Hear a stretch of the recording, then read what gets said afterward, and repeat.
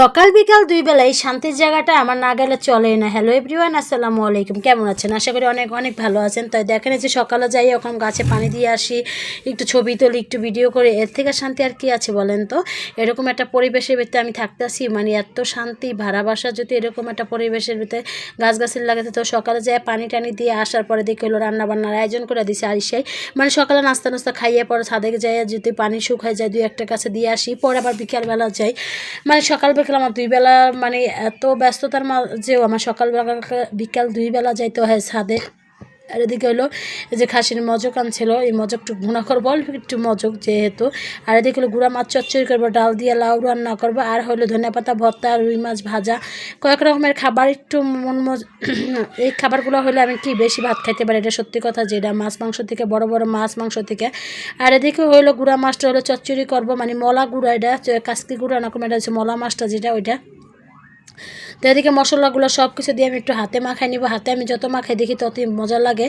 আর হলো আমি মানে হাতে মাখানোর পরে মনে হয়েছে যে একটু শাক দিলে মনে হয় একটু বেশি মজা হবে।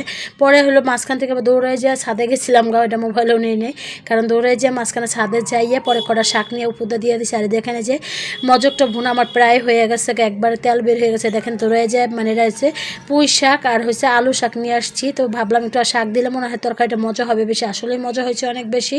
তো যাই হোক, যে আমার মজক বোনাটা হয়ে গেছে। আর এদিকে হলে একটু মাছ ভাজা করব, মানে এক ভেলার জন্য 3 পিস মাছ ভাজলাম। আর এদিকে হচ্ছে আমার দুপুরের খাবার আলহামদুলিল্লাহ ধনিয়া পাতা ভর্তা, আর হলো এই যে ডাল দিয়ে লাউ দিয়ে ডাল রান্না করছি। সেই একটা খাবার করলাম। এরকম খাবার হয়তো অনেকে নিটকাইবেন যে কী রান্না করছে, আমার কাছে তো অনেক বেস্ট, অনেক মানে মজার খাবার।